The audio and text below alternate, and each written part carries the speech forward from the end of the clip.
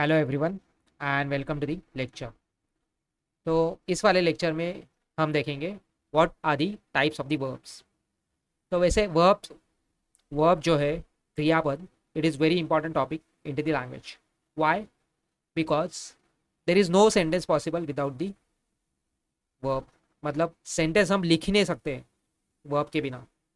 ठीक है, तो verb is absolutely mandatory to write the sentence, क्योंकि वर्ब एक ऐसा फॉर्म है, ऐसा स्ट्रक्चर है इंग्लिश लैंग्वेज में जो हमारी एक्शन को रिप्रेजेंट करने का काम करता है और वही टाइम को भी दर्शाता है। So to write the sentence in any of the language verb is mandatory.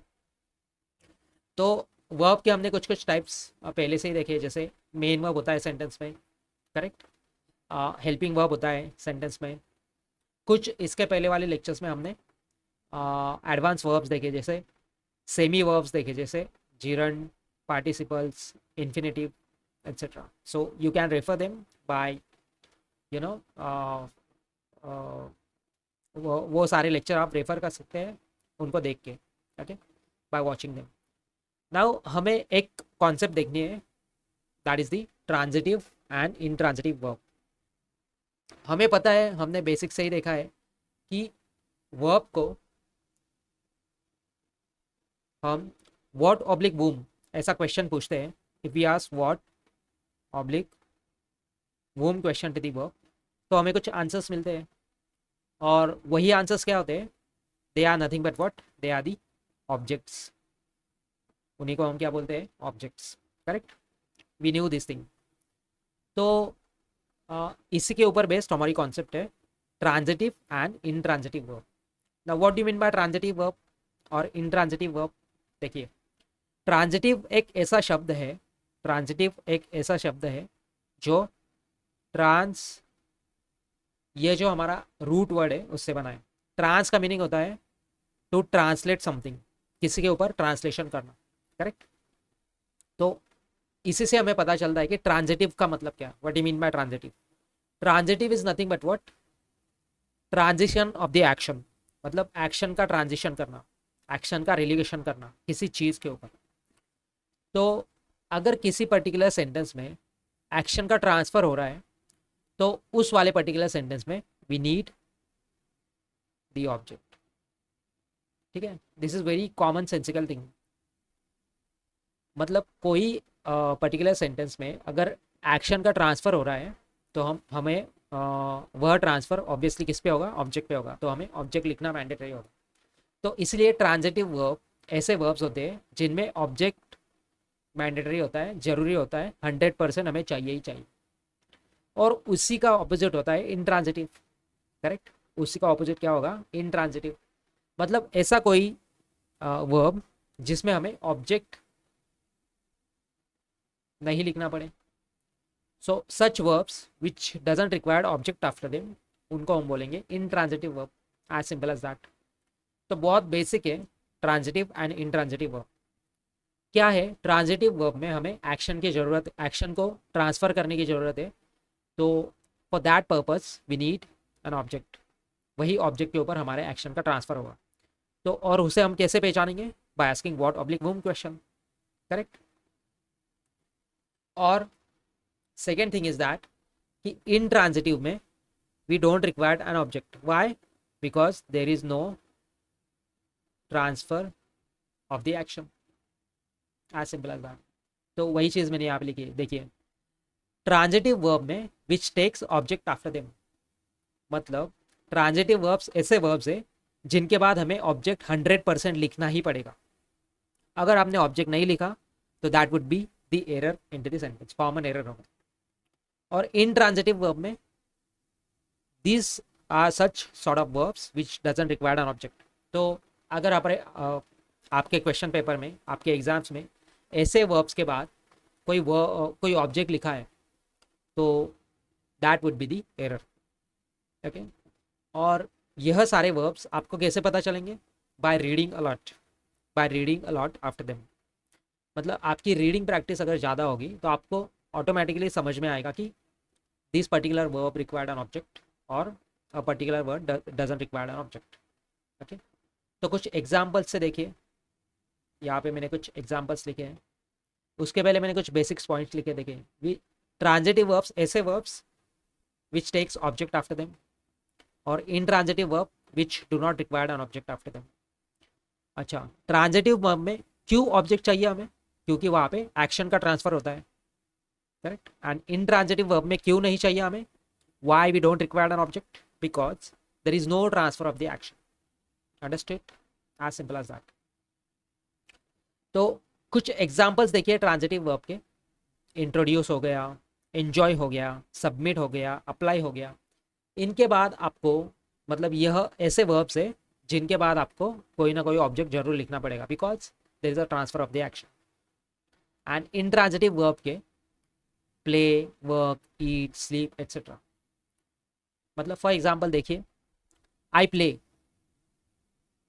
अगर यहां तक हमने छोड़ दिया इस वाले सेंटेंस को, देखिए I play, I eat, she स्लीप्स, correct. अगर इन वाले पर्टिकुलर वर्ब के बाद हमने ऑब्जेक्ट नहीं भी लिखा, still these sentences are what? They are meaningful sentence. वह अपने आप में परिपूर्ण सेंटेंस है। वाई दे आर परिपूर्ण, why they are fulfilled? Because these are the intransitive verb, जिसके बाद हमें एक्शन का रेलिगेशन करना नहीं है, एक्शन को ट्रांसफर नहीं करना है। And that's why these particular sentence are meaningful sentence. उसको आपने विदाउट ऑब्जेक्ट भी छोड़ दिया तो भी चलेगा, यह अपने आप में एक परिपूर्ण सेंटेंस है। लेकिन वहीं पे अगर आप ऐसा लिखते हो, आई इंट्रोड्यूस, तो आई इंट्रोड्यूस, मैंने इंट्रोड्यूस, क्या यह सेंटेंस परिपूर्ण है? इज दिस सेंटेंस फुलफिल्ड और complete? No, it is not meaningful sentence. यह मीनिंगफुल सेंटेंस नहीं है, क्योंकि इसके बाद हमें ऑब्जेक्ट जरूर लिखना पड़ेगा, तभी जाके ये मीनिंगफुल होगा। I introduce my self, I introduce them, I introduce that teacher. तो इसके बाद अच्छा, यह परिपूर्ण क्यों नहीं है? क्योंकि यहाँ पे there is a transfer of the action, और एक्शन को ट्रांसफर करने के लिए हमें कोई ना कोई ऑब्जेक्ट जरूर लिखना है, तभी जाके ये सेंटेंस मीनिंगफुल होगा, करेक्ट। आई एंजॉय, क्या एंजॉय किया मैंने?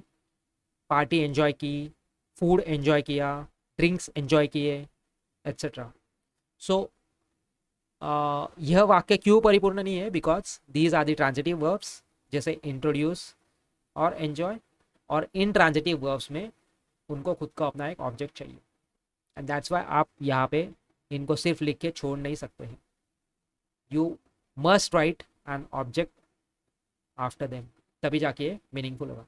लेकिन इन ट्रांजिटिव में अगर हम बोलेंगे I play, I work, I eat, I sleep, I dance, तो यह सारे इन ट्रांजिटिव है, वह अपने आप में परिपूर्ण हो गए, क्योंकि वहाँ पे कोई ऑब्जेक्ट की ज़रूरत नहीं। अंडरस्टूड? आई होप आपको यह चीज़ समझी हो। इसी तरह से एक वर्ब होता है, उसका टाइप होता है डाई ट्रांजिटिव वर्ब। अच्छा, डाई से हमें पता चल रहा है कि डाई मतलब दो, जैसे डायगोनल, दो उनके कर्ण होते हैं, करेक्ट। डाई ट्रांजिटिव मतलब दो ऑब्जेक्ट्स होंगे, करेक्ट। तो डाई ट्रांजिटिव से हमें पता चल रहा है कि देर आर टू ऑब्जेक्ट्स। देखिए, वर्ब को हम व्हाट ऑब्लिक वूम ऐसा क्वेश्चन पूछते हैं टू अंडरस्टैंड और टू आइडेंटिफाई द ऑब्जेक्ट। अगर वर्ड से भी हमें रिप्लाई आ रहा है और वूम से भी हमें रिप्लाई आ रहा है पर्टिकुलर सेंटेंस, तो हमें दो दो रिप्लाई आ रहे हैं, और दो दो रिप्लाई उसका मतलब क्या? दो ऑब्जेक्ट्स। तो अगर दो ऑब्जेक्ट्स कोई वर्ब रख रहा है तो उन्हीं को हम क्या बोलेंगे? Ditransitive verb. For example, name, gave, taught etcetera, यह सारे वर्ब्स क्या होते हैं? इनके बाद दो दो ऑब्जेक्ट्स आ सकते हैं, और if there are two objects we are calling them as a ditransitive verb. तो देखिए, हर एक वर्ब के टाइप का हम एक एक एग्जाम्पल देखेंगे। They introduce themselves to the king. यहाँ पे देखिए, इंट्रोड्यूस क्या है हमारा? सेंटेंस को ब्रेक करेंगे पार्ट्स ऑफ स्पीच में और अंडरस्टैंड करेंगे कि यहाँ पे बेसिक्स क्या यूज़ हो रहा है। तो सबसे पहले हम मेन वर्ब से स्टार्ट करते हैं, करेक्ट। इंट्रोड्यूस क्या है हमारा? Main verb. दे क्या है उसका? सब्जेक्ट। सब्जेक्ट है मतलब नाउन या प्रोनाउन में से होगा। दे क्या है? एक प्रोनाउन। दे इंट्रोड्यूस व्हाट और दे इंट्रोड्यूस वुम। क्या यहाँ पे हमें एक्शन ट्रांसफ़र करने की ज़रूरत है? यस। हम यहाँ पे इंट्रोड्यूस लिख के नहीं छोड़ सकते हैं, उन्होंने किसी ना किसी को तो इंट्रोड्यूस किया होगा ना। Correct. They introduce whom, they introduce themselves. तो ये क्या है हमारा एक ऑब्जेक्ट। टू क्या है हमारा एक प्रेपोजिशन, और किंग क्या है उसका प्रेपोजिशन का ऑब्जेक्ट। करेक्ट। तो यहाँ पे हमें एक ही ऑब्जेक्ट मिला, दैट्स वाई यह क्या है एक ट्रांजिटिव वर्ब है। इंट्रोड्यूस क्या है एक, देखिए यहाँ पे भी मैंने लिखा है ना transitive verb. Understand. Second example देखिए। अच्छा, ये जो प्रेपोजिशन का ऑब्जेक्ट है, इसका इस वाले ऑब्जेक्ट से कोई लेना देना नहीं। If you have any doubt about it, then यह सिर्फ प्रेपोजिशन का ऑब्जेक्ट है, मतलब इसका लेना देना सिर्फ इस टू के साथ है, इस वर्ब के साथ नहीं है। ओके। नाउ सेकेंड एग्जाम्पल देखिए। He slept on the mat. He यहाँ पे सब्जेक्ट है, स्लेप्ट यहाँ पे वर्ब है, ऑन यहाँ पे प्रेपोजिशन है, और मैट उस प्रेपोजिशन का ऑब्जेक्ट है। तो यहाँ पे अगर क्लोजली ऑब्जर्व करेंगे तो क्या हमें वर्ब के बाद कोई ऑब्जेक्ट मिला, या वर्ब का कोई ऑब्जेक्ट मिला? वर्ब का ऑब्जेक्ट तो तभी मिलता है ना जब व्हाट पब्लिक वूम क्वेश्चन का हमें आंसर मिलता है। क्या हमने ऐसा क्वेश्चन का आंसर पाया? He slept whom, he slept what? No. क्यों नहीं पाया? क्योंकि ये जो स्लीप वर्ब है दैट इज इंट्रांजिटिव। यहाँ पे मैंने लिखा है देखिए स्लीप। तो इसको कोई ऑब्जेक्ट की जरूरत नहीं है। क्यों? क्योंकि there is no transfer of the action, and that's why it is intransitive verb. Understood? Yes. Now third is she named her child Sohan. She is subject, name is the main verb. Now name को हम चलिए पूछते हैं question. She named what? She named what? She named Sohan. तो सोहन क्या है एक object है। कौन सा क्वेश्चन का ऑब्जेक्ट? व्हाट क्वेश्चन का हमें आंसर मिला। शी नेम्ड वूम, क्या हमें वूम का भी यहाँ पे रिप्लाई मिल रहा है? शी नेम्ड वूम, उसने अपने चाइल्ड को नाम दिया ना Sohan. She named what? Sohan. She named whom? अपने चाइल्ड को। तो चाइल्ड इज ऑब्जेक्ट, इसको ऑब्जेक्ट नंबर 2 बोलेंगे, इसको ऑब्जेक्ट नंबर 1। और हर क्या है? चाइल्ड के ऊपर पोजीशन बनाने वाला पॉजेसिव एडजेक्ट। करेक्ट। तो we have got two objects over here. Sohan एक ऑब्जेक्ट हुआ हमारा, और चाइल्ड ऑब्जेक्ट नंबर 2।